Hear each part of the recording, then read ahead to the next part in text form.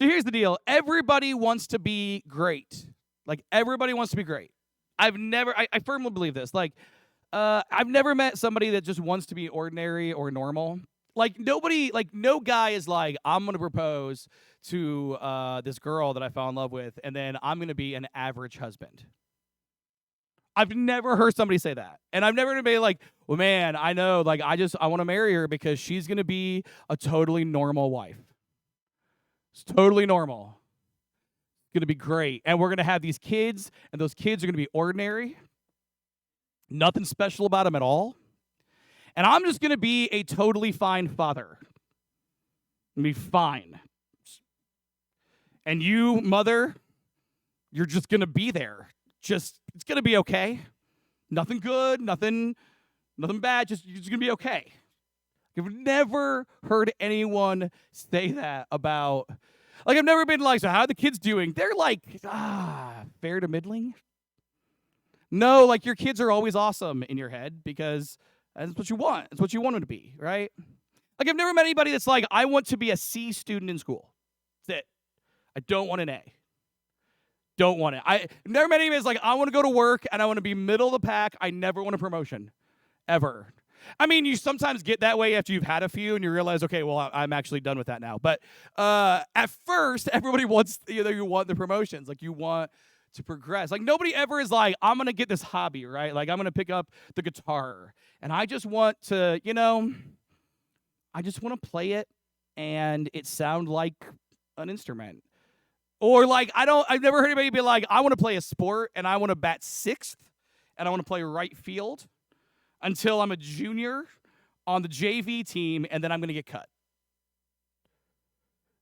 Like, that would be fine. By the way, that would be way better of an athletic career than I had. Like, that would be a fine career, but nobody wants that. Ever. Like, we want to be great. Like, all of us. Cromulent. No Simpsons fans. Okay.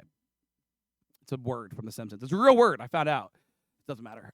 Nobody wants that. We want to be good. We want to be great. We want to be extraordinary. We want our lives to have significance. And really, there's two problems with that. Okay? Like, I firmly believe everybody wants to be great, and I also believe that there's two big problems with that. The first big problem is not what the sermon's about, but I'm going to say it out loud anyway. The problem with everyone being great is the second everyone is great, no one's great. By definition, by what we're talking about with the words, the way words work, there's got to be a big middle class of medium people. Because if everybody's great, all we've done is move the goalposts. And now what was once great is now average. So that's a problem. That is not what's in this sermon, but that's a sermon I should preach because a lot of being an adult is coming to grips with your own mediocrity. Like, when you wake up one day and you're like, oh, I am mediocre completely. I am fair to middling. I am not going to change the world. Very few people will care when I die. And I need to figure out how to now move forward with that information. That's a totally different sermon. We'll get there one day. The bigger issue, this sermon, this conversation, the problem with the fact that everybody wants to be great is we are so terrible at knowing what it is. Like, for example, take, for example, the greatest basketball player of all time, Michael Jordan. Everybody knows Michael Jordan is the greatest basketball player of all time. I mean, every now and then you'll meet people who are like, no, LeBron James is the greatest. We have a name for those people. They're wrong. That's the name we have for them, is wrong person. Michael Jordan is the greatest basketball player of all time. Everyone agrees to this who has sense. However, no one really knows why. No one knows why. Okay, so people would point like, well, he won 6 championships in 7 seasons. Very impressive. Bill Russell won 11 championships in 13 seasons. That's what we call better. Actually, it's a lot better. Like, that's like a whole, it's Michael Jordan plus like Kobe Bryant. Like, it's a whole thing. Like, it, just smashed together. Like, okay, and you're like, well, Michael Jordan won 5 MVPs. Amazing. And Kareem Abdul-Jabbar won 6. 6 is more than 5, guys.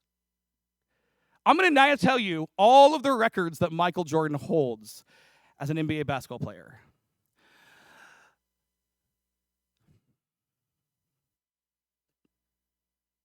I told you. There it is. All of them. He has none. He does not hold the record for scoring. Doesn't rebounds, assists, nothing. He has nothing.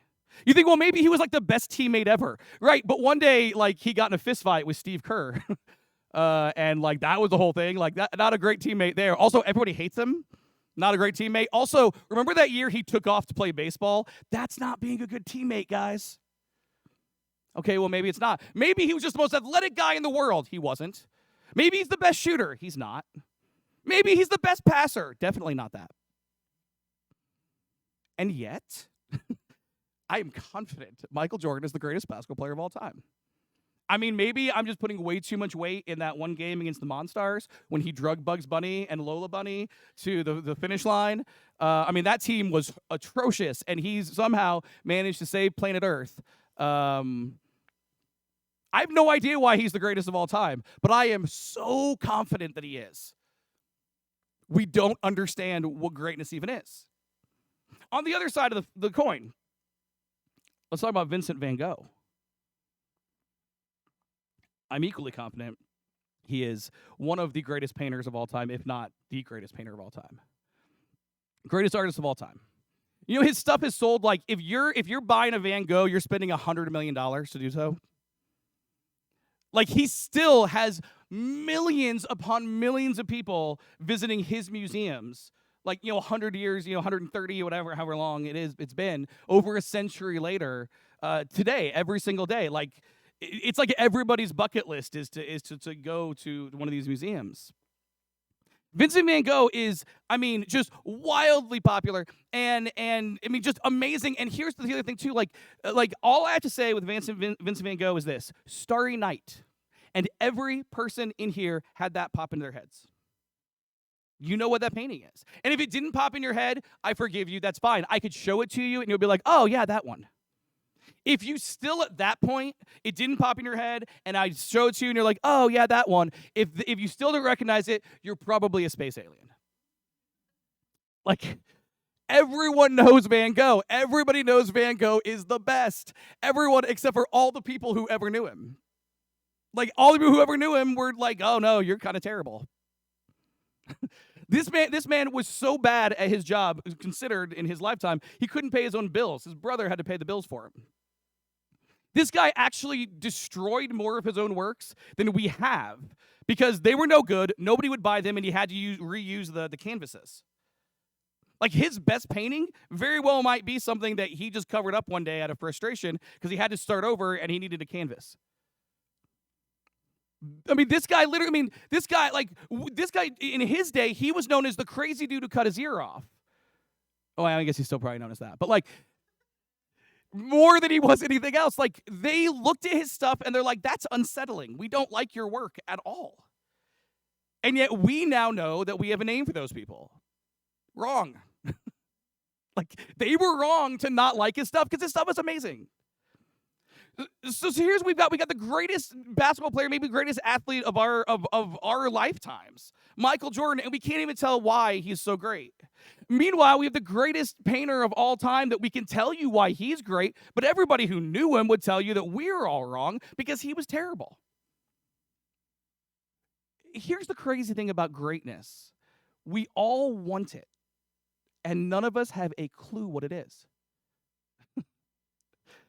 Man, life is really frustrating, huh? This is why we all need a therapist. This right here, this conversation. And it's no coincidence that Jesus, when he talked to people, this was a topic of conversation. It's a topic of conversation for Jesus that actually might surprise you. Here's why. This is what we read in the Gospel according to Luke. Jesus talking about greatness to a group of people at a dinner. This is what we read. It says, when Jesus noticed that all who had come to the dinner were trying to sit in the seats of honor near the head of the table, he gave them this advice. When you were invited to a wedding feast, don't just sit in the seat of honor. What if someone who's more distinguished than you has also been invited? The host is going to come and say, give that person your seat. Then you're going to be embarrassed, and you will have to take whatever seat is left at the foot of the table. Instead, take the lowest place at the foot of the table. Then when your host sees you, he will come and say, friend, we have a better place for you. then you will be honored in front of all the other guests. For those who exalt themselves will be humbled, and those who humble themselves will be exalted. Here's why this passage is so surprising. Jesus is talking to Pharisees, right? And the Pharisees are the bad guys in the New Testament. And it's not that they're the bad guys in the New Testament because like they're, out here robbing banks or whatever. Like that's not it. But, I don't mean that kind of bad guy. I mean, they are people whose philosophy is diametrically opposed to Jesus. Jesus, in fact, tells his disciples, I want you to not have anything to do with the Pharisees at all. I want you to be the exact opposite of them. I don't want even a little bit of Phariseeism to end up in your theology, in your heart, in your mind, in your life. I don't want even a little bit of it. It's that wrong. And yet, so much of what being a Pharisee is all about is about being great. It's about elevating themselves to the top of society. It's about being the sorts of people that everybody looks up to. It's about leading. It's about all the things that we call greatness. And here's what's fascinating about this passage. Jesus doesn't tell them to stop. I think for most of my life, and maybe not for you guys, I don't know, maybe for you guys, but for me especially, I think the idea is that I have sort of been told that, like, Jesus doesn't want us to seek to be great. He doesn't want us to try to be great. And yet, here's what's interesting is, in this passage, Jesus doesn't tell the Pharisees, stop trying to be great. What Jesus tells the Pharisees is, stop trying to be great like that. That is two very different things. Jesus wants the Pharisees to spend their days doing their best, being the best they can be, being extraordinary, not settling for average, not being normal. He wants them to do the things they're doing. He just wants them to do it the right way. In this case, as this story, it's sort of interesting. He says, look, don't be presumptive that you're the person who's great. In the ancient world, they talk about the seats at a table, and it was very, very regimented. They didn't have the internet or TV, so like they've got to entertain themselves somehow. So the way they did it is they like ranked people. And then when you go to a dinner, like you would sit in like order of importance.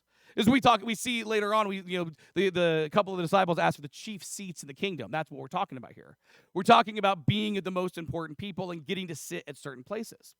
Well, Jesus, it's actually, I think it's hilarious. Jesus is like, hey, look, if you guys presume that you're great and you take a really high seat at the table, that's fine as long as you're right. But what if you're wrong? What if somebody who's more important shows up, and then all the other seats are filled, and then the other person shows up, and it's like, hey, man, you got to get out of here because this guy gets your seat. Jesus, like, that's going to be humiliating for you guys. What a terrible day that's going to be. Like, you're going to write it in your diary. Today was a bad day. It's just it's humiliating. Don't be like, Jesus tells them, instead of presuming, don't make any presumptions. Live a life that is great. Do all the things you're doing. Be the people you know you should. And then don't presume anything. And if you're right, and if you are great, then you're going to be the guy that they're moving somebody else for. You're going to be that guy. And when that happens, it's not humiliating. That's amazing. What better feeling is it than somebody else pointing out in front of everybody else, man, this guy, he's doing a really good job. I mean, even if you're an introvert and like you hate being the center of attention, if you're the person that like everybody's saying thank you, you're doing awesome, okay, fine, you'll be the center of attention for that for like a minute. You might hate it, but inside you kind of love it. See, Jesus isn't telling the Pharisees, don't try to be great. He's telling them how they should be great by not presuming about themselves, because Jesus says the principle is very simple. If we humble ourselves, we'll be exalted. If we exalt ourselves, we will be humbled. Of course, the Pharisees are not the only people Jesus talks to about this. Mainly, Jesus talks to his disciples about it. And this is where we read Jesus talking to his disciples about in the gospel according to Mark. We see this. After they arrived at Capernaum and settled in a house, Jesus asked the disciples, "What were you discussing out on the road?" But they didn't answer because they had been arguing about which of them was the greatest. He sat down. He called the 12 disciples over to him and he said, "Whoever wants to be first must take last place and be the servant of everyone else." Here's what's fascinating about this passage. Again, I've always kind of been given the idea, in sermons and lessons that Jesus is really against being great. Like he's really against, us trying to be great. That's why the disciples here are so sheepish. They don't want to answer the question because they know they were doing something wrong by arguing about it. But Jesus doesn't say stop arguing about it. Jesus doesn't even say stop measuring. Jesus doesn't say stop trying to be great, stop measuring yourselves against one another. He doesn't say any of that. Instead, Jesus tells them how to be great. Jesus actually says, you want to win the argument? Y'all are out here arguing. You want to actually win the argument? Here's how you win. Fascinatingly, to both the Pharisees and the disciples, the assumption in these passages is that Jesus is not only okay with us wanting to be the best, he's encouraging us to want to be the best. It's just he's encouraging us to be the best in the way that is actually something he values. He doesn't value, hubris and arrogance and bragging about everything. That's not what he values. He doesn't value, you can shoot a ball in a hoop, or you can paint, oil on canvas better than anyone else. That's not what he values. I mean, I'm sure he likes it. Like, there's no way Jesus doesn't like basketball. Of course he does. He's not a monster. Of course he likes art. Of course he does. But that's not that's not what's best, right? What's best is the choice to serve others. Jesus says true greatness, the greatest thing we can be, is a servant to other people, which of course makes sense and is somewhat convenient for Jesus because, of course, that's what Jesus does. That's the whole concept of what and who and where and when Jesus is. Jesus is God who gives up his divine rights as God to become one of us, to live a life we read in the New Testament as a criminal and as a slave, living a life that nobody else understands in order to serve other people. And that is what makes Jesus, that is what makes him great. And he tells his disciples, you guys want to win the argument, put other people first. You want to win the argument, stop thinking about yourself. You want to win the argument, pour your life's energy into serving someone else. Love your neighbor as you love. That's it. To summarize what we've talked about thus far, Jesus does not want us to be normal or ordinary or mediocre or cromulent. Jesus wants us to live lives that are significant, that are extraordinary. And those lives revolve around serving other people. We are great when we put other people first. And Christ wants us to seek that out in our lives. And that leads us to the song we started with this morning. I know when I first started this series, I made a joke about how I'm not doing How Great Is Our God. I lied. Here's the thing. I'm not saying that How Great Is Our God is the most played song in the church of the last 18 years or so. It's definitely the most played song in this church in the last 18 years. I'm not saying it's like number one, but it's definitely like on the Mount Rushmore of church songs over the last however long. And for the last month, we've been talking about this series about songs we sing, and I've tried to focus on like little lines here and there that stick with me. But this song really, it's so big, and it's it's just such a big song, and it feels like the best way of looking at the song is looking at it through its bigness. Meaning, instead of looking at one little line here or there, this song is a song about God being great, and we sing about it. That's it. That's all this song is. God is great, so we're going to sing about it. God is great, so it is worth singing about. Cool. Got it. Question. What does it mean that God is great? I actually think this is a fascinating question and an important question. And it's a question that helps us actually understand church history. It helps us understand different denominations. It helps us understand why Christians can read the same Bible and come to various conclusions about it. I think it's a really big, powerful question that gives us an insight into why we are the way we are. If we, for example, think that God is great because God has unlimited power, you know what we're going to value? Is unlimited power. And you know what we're going to seek in our own lives? Unlimited power. And thus I describe most of church history. God is great because he's powerful. So we should be powerful too. Okay, maybe. God is great because God is all-knowing. Okay, so we should value that. So you know what we're going to do? We're going to value answering every question that's ever been asked ever. And we're going to sit around and we're just going to hammer it out until we know, because God's greatness is derived in the fact that he knows everything. God wants us to pursue that sort of greatness. So now we're going to do everything we possibly can to do that. Okay, well, maybe God's great because God is the creator of all things. Okay, solid. So now we value creation and building and production and making things. Because if God's greatness comes from the fact that he makes all the stuff, well, then surely God wants us to make all the stuff too.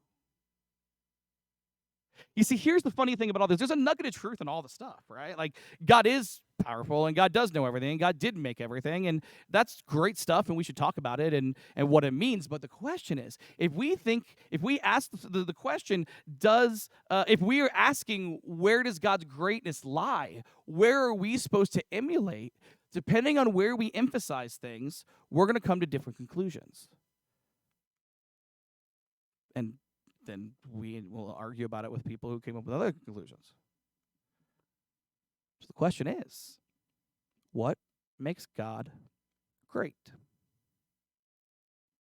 I'm going to disappoint you because it's real boring. But let's start here. There's a verse in the Bible that I want to start every sermon with it. We should start every Sunday with it. Every conversation, we should start with it.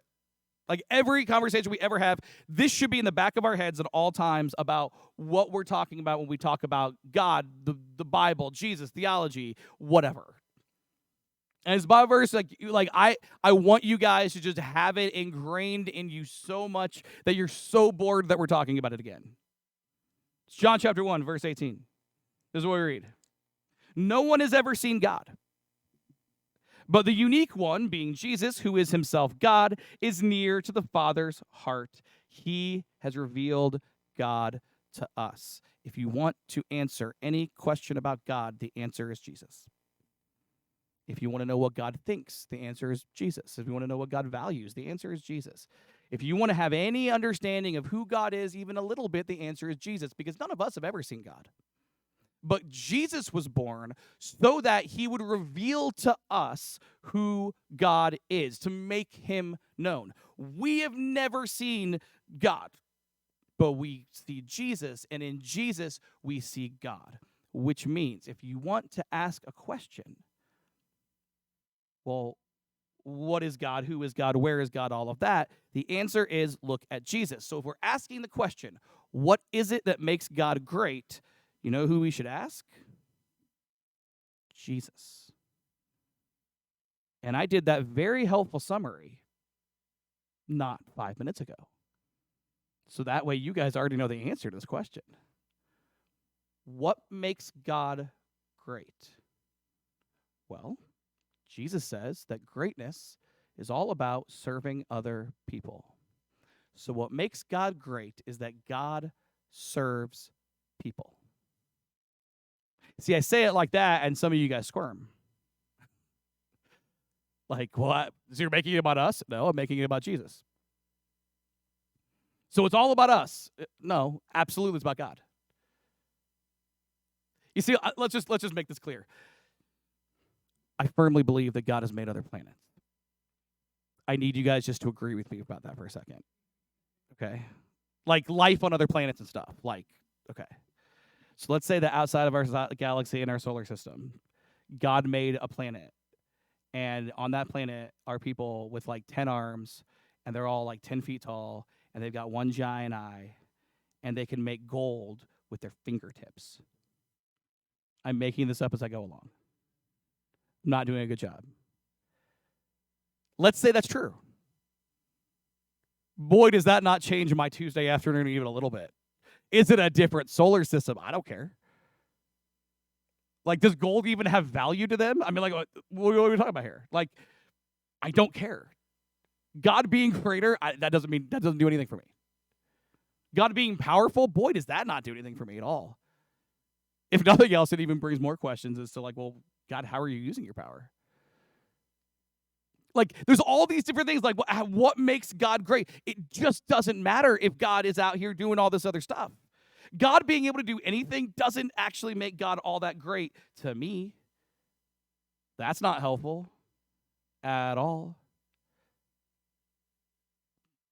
But this is. Sermon on the Mount, Jesus says this. Matthew chapter 5. Jesus says, you've heard the law that says love your neighbor and hate your enemy, but I say love your enemies. Pray for those who persecute you. And that way you will be acting as true children of your Father in heaven. For he gives his sunlight to both the evil and the good, and he sends rain on the just and the unjust alike. If you love only those who love you, what reward is there for that? Even corrupt tax collectors do that much. If you were kind only to your friends, how are you different from anybody else? Even pagans do that. But you are to be perfect, even as your Father in heaven is perfect. You want to know what makes God great? God serves people. God serves people. With every sunrise, God is serving people. With every rainstorm, God is serving people. And that is great. Because number one, that doesn't help God any. God doesn't need rain or clouds or whatever, sun. He doesn't need that. It doesn't help God at all in existing. While we're here, us existing doesn't help God in existing at all. Like, it's not like if I sing a song to God, God's like, oh, thank you for sustaining me for 4 minutes longer. Like, it's not it. Like, God exists apart from us. This is all for us. All of it is for us. This is God in his kindness, in his love, in his mercy, in his grace, loving us enough to serve us. And here's the crazy part about this. It's everybody. You see, it'd be one thing. Here's what I love about this passage. It'd be one thing if it was like, well, God just doesn't pay attention to who's good and who's bad when he serves everybody in humanity. That's not what the passage says. God is not keeping score. God just loves regardless. Nope. Also not what it says.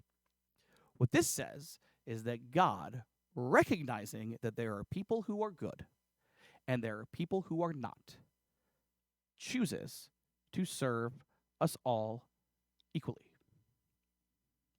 God, fully knowing that he is sending the rain, he is sending the sun, he is sustaining life so we can move and breathe and exist. God does that for the really bad people as well as the really good ones. You want to talk about service that is indiscriminate, that is unconditional, that is universal. That is what God does. And no, the passage doesn't say this is what makes God great. This actually says this is what makes God perfect, which is a little better than great. God is great because he serves us. And by us, I mean the righteous and the unrighteous, the wicked and the good. And when we sing, How Great Is Our God, we are singing about a God who who chooses to put other people first when they deserve it and when they don't. I think that's great. No pun of the sermon intended. But I also think, like, we think about like these verses that become a part of us, right? Like these verses that everybody knows, like the Starry Night, like Van Gogh, like we all know that. Like I was trying to think of like examples of greatness, and like I thought of Michael Jordan, because even if you don't watch sports, Michael Jordan, you saw the commercials the same way the rest of us did, right? Which is probably why I think he's great. It's called advertising. Anyway. Regardless.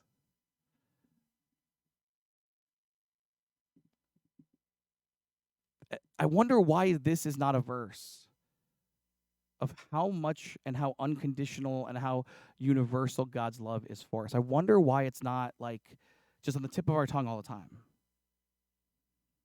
I think the answer is because it's nestled in the middle of a bunch of stuff we don't like. Like even the people who quote this verse all the time don't like it. Jesus says we're to love our enemies, to pray for those who persecute us. And in this way, we are being like God. And guys, I'll tell you, that goes against our very human nature. Like just instinctively, we reach out to our friends and we punch the people that aren't. Which is what we do, instinctively. And I don't know if like culture has always been like that. Like it's hard because as I've gotten older and I'm paying attention more, I'm seeing it a lot more. But I wonder, like, am I just seeing it more because I'm paying attention more? It was always there. But regardless, we certainly live in a world that, like, we've broken ourselves into tribes, right? And we join those tribes by our choices, by what TV shows we watch, by what movies we watch. Like literally, like if you go see a movie, like you're making some statement sometimes now. By what news channel you watch, whether you watch a news channel. We've got these culture wars that are never ending and are part of everything. And if you do this or you do that or you support that or you like that on Facebook or you follow that person on Instagram or you listen to that podcast on Spotify or you whatever you do, if you do that, you're identifying yourself in a camp, in a tribe. And that what you've done then is you figured out who it is you're allowed to like and who it is you're allowed to hate. You figured out who your enemies are. You figured out who like what it is. We live in this culture now that is telling us you have enemies. Just figure out which ones they are. Oh, you voted that way? Cool. Those are your enemies. Oh, well, you saw that movie. Got it. Okay, well, those are your enemies. Wait, you watch basketball? I saw what they had on the court. Those are your enemies. It's everywhere. And Jesus tells us, fight your instinct, fight your culture, and love your enemy. And pray for those who persecute you. And I got to tell you, this is usually the part of the sermon where I would give some level of like an illustration to kind of wrap everything up. Get into the end. Maybe I'll throw a Bible verse. Maybe I'll be like, oh, well, Jesus, he served communion to Judas. Powerful. I reserve the right to bring that back one day. Or the early church, they embraced the Pharisees, They did. They baptized all these Pharisees. They brought them right in. And they were so annoying. They were still the Pharisees. Or Paul, Paul, the ultimate Pharisee, the ultimate guy. I mean, this guy's out here killing Christians. I don't have an illustration for that. Like, that's not what we're doing. Here's what I'm going to tell you. Number 1, Jesus wants us to be great. Number 2, greatness is about serving other people. Number 3, the greatness of God is shown in how God serves all the people. Number 4, you and I can do that. It's just really hard. And no illustration from the Bible, no cute story, no joke about Michael Jordan or Van Gogh is, I got one more left, but they're not going to help. It's so hard. It's just so hard. And nothing I say is going to make it easier. Nothing. You see, doing this, being great, is about making a choice day in and day out. The difficult, gritty choice to grind it out. To just grind it out. And like tomorrow, you may be terrible at it. Okay. You see, part of grinding it out is on Tuesday saying, I'll do a little better today. Man, Tuesday was worse than Monday. Okay. Wednesday. And you're like, look, I will start this on Monday. This is like my diet.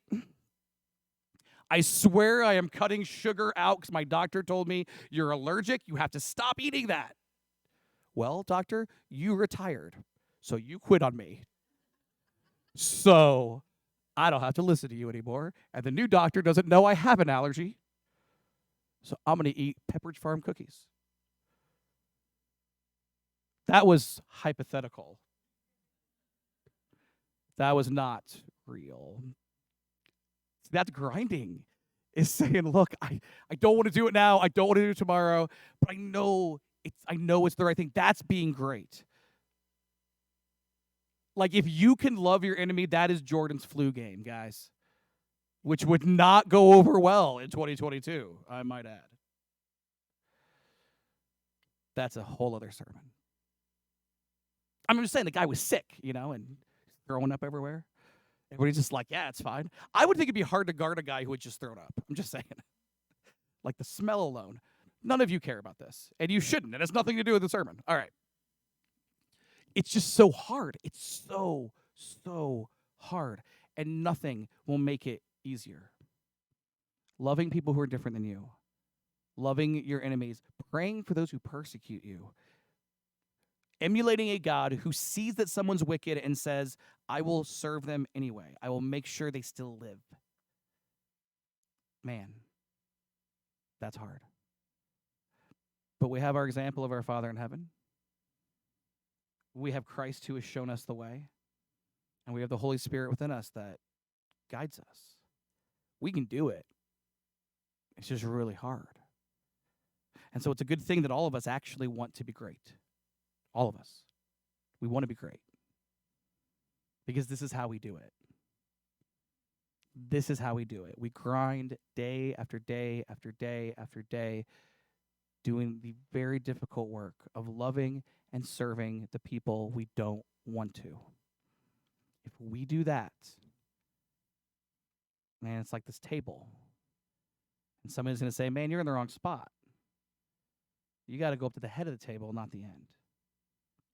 Because being great, seeking greatness, it's not just something we can do, it's something we should do.